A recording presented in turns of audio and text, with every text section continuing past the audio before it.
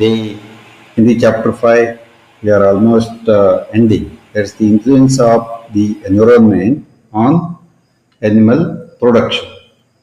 So the environment as such is having a lot of influence on the animal production, and in view of this thing, we need to study what are all the animal adaptations and the environmental stress affecting the livestock is concerned.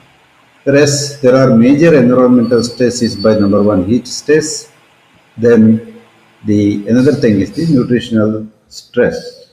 Whereas the heat stress is the number one sweating rate, panting, then rectal temperature, the respiratory rate, and water intake. All these are interrelated. Suppose there is a increased respiratory rate is there, then heat of the body will be thrown out through the respiration. At the same time, the panting in certain animals, open mouth breathing or panting is also possible in view of the animals to get out of the heat out of the body. And the rectal temperature will be significantly increased in certain animal, and also the respiratory rate will be markedly or drastically it will be increased, and water intake will also increase to the greater extent, and of course the feed intake, growth performance, and milk yield, all these are interrelated to that of the heat stress, and drastically they reduce the feed intake or growth performance, and also the milk yield is concerned. Whereas the heat stress is directly it is going to reduce the milk production, and also the reduction in case of the milk production. And many times in case of the summer months, we see that the farmers do complain that there will be low SNF in the milk of their cow, and it will not be corrected so fastly. And that's one of the effect of heat stress on the animal, because there will be reduced milk protein, and also there will be milk fat. There is a low fat syndrome is one of the important syndrome that is expressed in especially in case of the crossbred or the HF cows, especially in case of summer, where in which there will be drastic reduction in the milk fat, less than that of the 3, etc. So the milk price will be totally, it is based on the milk fat, the price of the milk. So the milk price will be drastically reduced. At the same time, it leads to the rejection of the milk, and hence the reduced SCC, somatic cell counts, is also another thing. Whereas the total of this thing is called as the solid not fat in the milk will be drastically reduced, and in the summer months we are hearing that the farmers do always complain, yes, my cow is giving very less SNF and the milk is being rejected by the society, milk society. So this is a problem throughout the country, and one of the important thing that heat stress should be reduced as less as possible.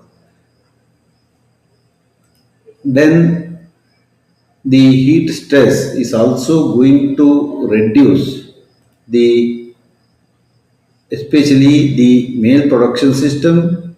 The sperm count in case of the bulls will be drastically reduced, because the scrotal temperature should always be lower than that of the body temperature of the animal, and because of this thing the total sperm that is produced from the Leydig cell of the testes, or they will be very very less, and decreased sperm motility is another problem, and this low motile spermatozoa are the one, they will do have the low number of the conception rate, and the fertilization in the cows will be drastically reduced from the cows, from the bulls from which the semen is collected and which has suffered the heat stress. So another thing is the abnormal type of the sperms are also being produced. We know that there will be a chromosomal defect, the headless sperm, sometimes the tail analogies, and many more type of the, especially the abnormality of the sperm will drastically increase, and this will lead to the reduced fertility, especially in case of the bull, and also the mounting capacity will be reduced, that is the libido, and also testicular degeneration slowly starts in any such bulls which are undergoing the heat stress. And this is the thing that need to be observed in case of the males, whereas the heat stress in females, especially in case of cows, is much more severe than that of the males, of course. Then there will be reduced estrus expression.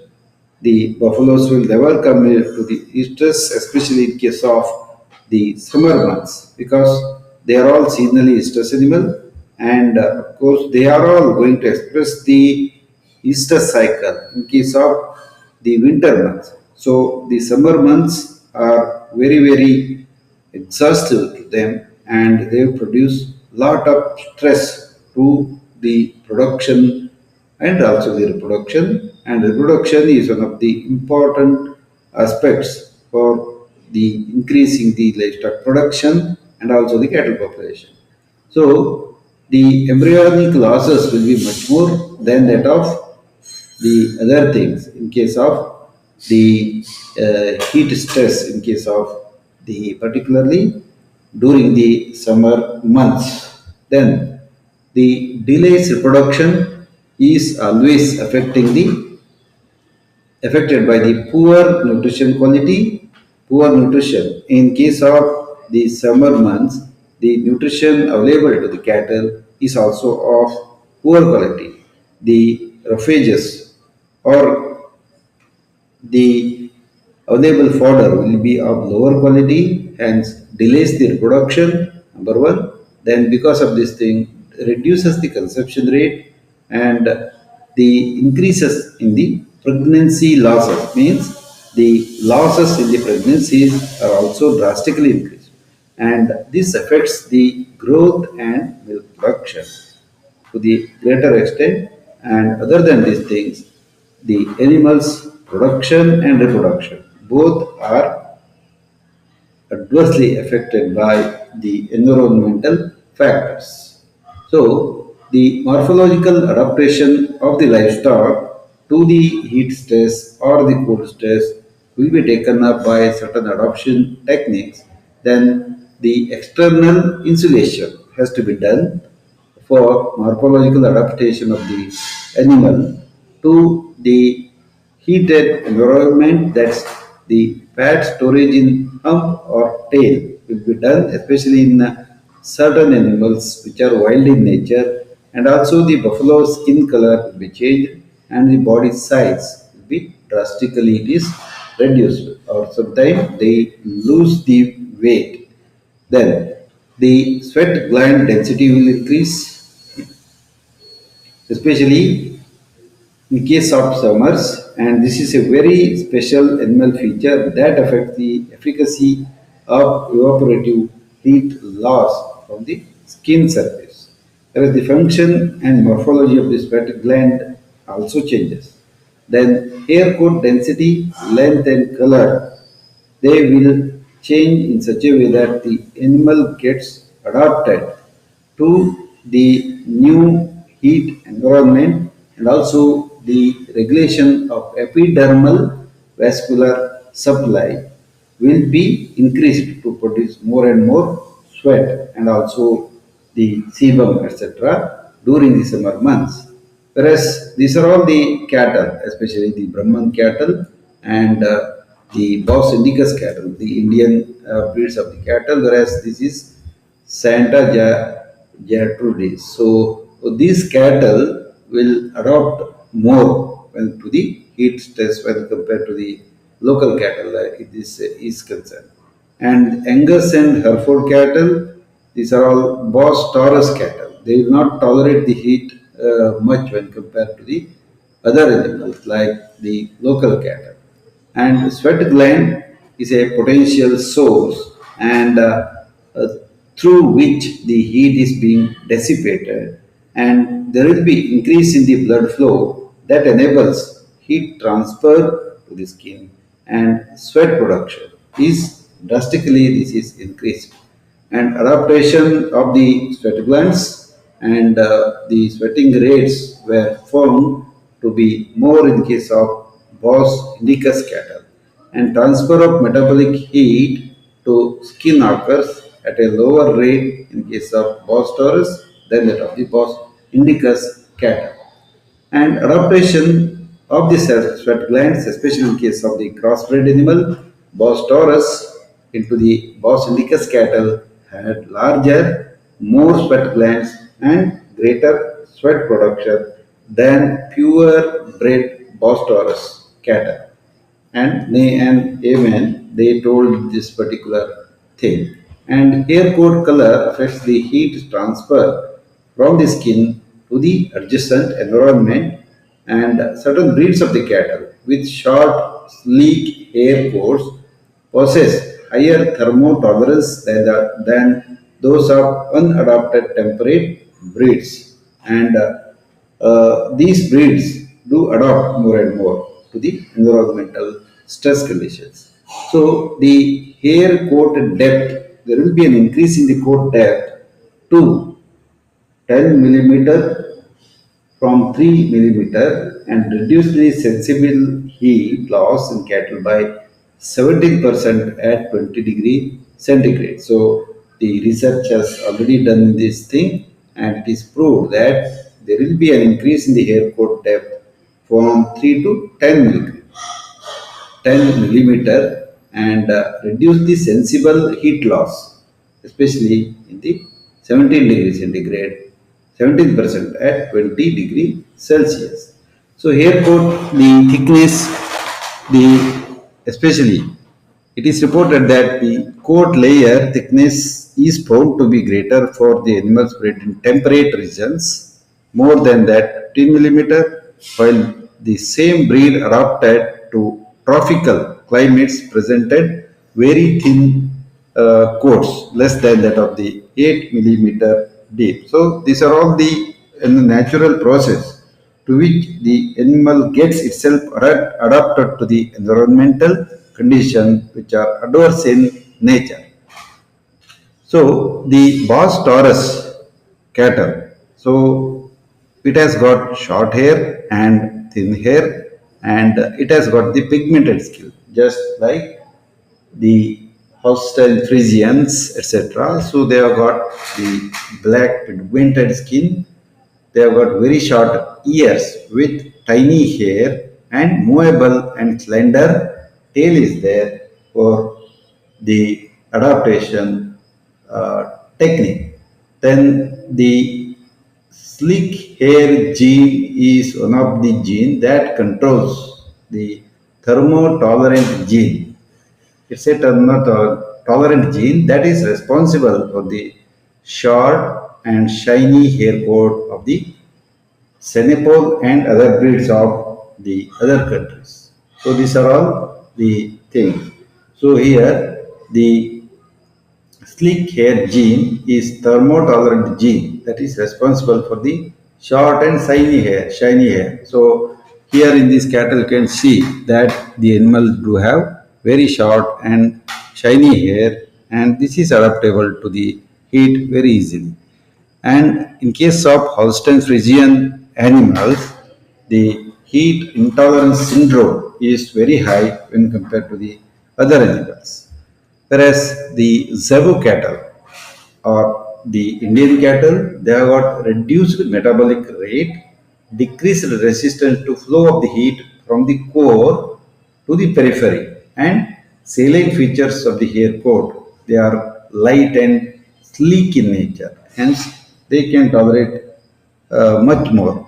Whereas the buffalo is one of the special type of the creature because it has got very low heat tolerance potential and got the poor heat tolerant capacity, and it is susceptible to the heat stress very commonly, then scarce and unevenly spread sweat glands. So the dark skin and sparse hair on the body surface is another disadvantage of this animal, because more and more heat will be absorbed into the skin and it is becoming the victim of the heat intolerance syndrome. That's why. See here, you can see that the buffalo, the peripheral thermal receptors are present on the skin because the skin has got certain type of the receptors, and the hypothalamus in the brain has got the thermoregulatory center and also the appetite center and many other hormone release center. So what happens is whenever there is a heat stress etc., there will be decreased pituitary secretion, and so what happens totally there will be decreased prolactin, somatotropin, thyrotropin, LH, insulin, and also the parathormone. So the prolactin decrease will drastically reduce the milk yield, and also the reduction in insulin, or it will reduce the metabolic rate through the insulin like growth factors and also the thyroprotein reduction. So the basal metabolism of the buffaloes will be more and more affected. So this causes the low disease resistance, very poor growth, and the somatotrophin is reduced very less in the summer, and hence there will be the chance that the animal goes to the anesthesia more and more often, and the heat stress also reduced hypothalamic activity will be caused by the heat stress. And there are a lot of other impacts like the less feed intake will also be there, the appetite stimulating hormone or the factors will be very less released, and decreased feed intake, and because of the decreased feed intake, decreased production, decreased rumination, decreased consumption of the concentrates will be a greater problem in case of the buffaloes, whereas the evaporative cooling system of the body like sweating, panting and high respiration is not so well developed, and this will exaggeratedly increased. So because of all these factors, there will be heat exhaustion because the metabolic adjustments will be there in such a way that protein and fat metabolism or catabolism through especially catecholamines, it happens. Then osmotic imbalance through the mineralocorticoids, and there will be the stress, that's the corticosteroid release always induct into the more and more stress to the animal, and this causes prolonged heat exposure or heat intolerance syndrome. So that's why the buffalo reproduction or the production, especially the summer months, is one of the tough tasks because of the black and thick skin and the lack of the sweat glands and few hairs. So these are all the disadvantages of the buffaloes during the summer months. Hence they become more and more susceptible to HIS or heat intolerance syndrome. So this is one of the aspect in which we need to look into the matter how the heat is not tolerated by all these type of the animals. So the local cattle can tolerate to the little more extent, whereas the buffaloes and crossbred animals in Indian scenario do not tolerate the heat much. So the buffalo, once again, the is one of the most poor adapter to the environmental variations. Of course, it will be very happily enjoy the following times if it is provided during the summer months, but that is always depending upon the availability and facilities. So the livestock adaptation to the morphological adaptation means the long limbs, then long open coats. So this is not a single day job. The few of the animals have adapted to the environmental change because of the millions of years of the genetic changes, increased surface area of the body, then loose course of the wool. So that morphological adaptation by some animals is there to maintain the homeostasis.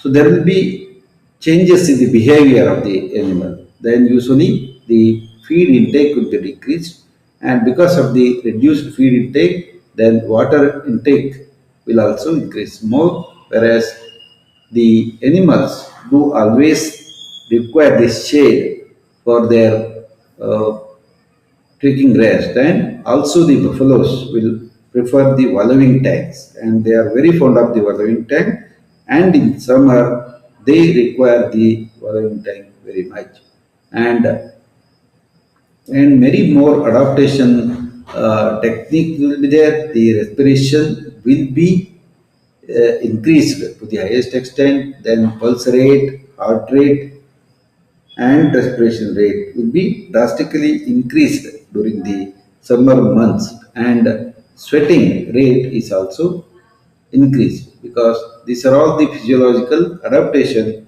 technique of the animal to the increased heat, and also the certain other things like the hemoglobin will be poured more and more, then the packed cell volume will be increased as the quantity of the hemoglobin increases.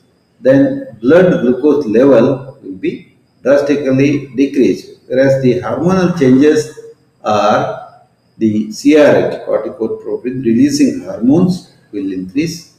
ACTH will also be increased, adrenocorticotropic hormone, which releases more and more adrenaline or adrenaline from adrenal cortex, whereas the cortisol levels will also be increased because of the heat intolerance syndrome, and there will be the increased quantity of production of heat shock protein, and increased thermal tolerated genes will be there. That is in the cellular or molecular adaptation. So the animal starts adaptation in such a way that it will adopt its physical nature, then behavioral nature, then the physiological nature, and also sometimes the cellular type of the changes will also happen.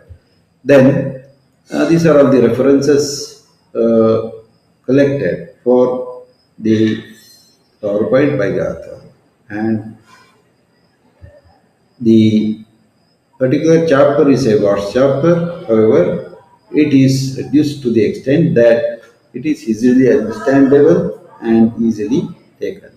So that's about the adoption of the animal to the heat environment. And similarly, some of the animals do also adapt to the cool situations by hibernation, etc. So thanks a lot, and be with me forever.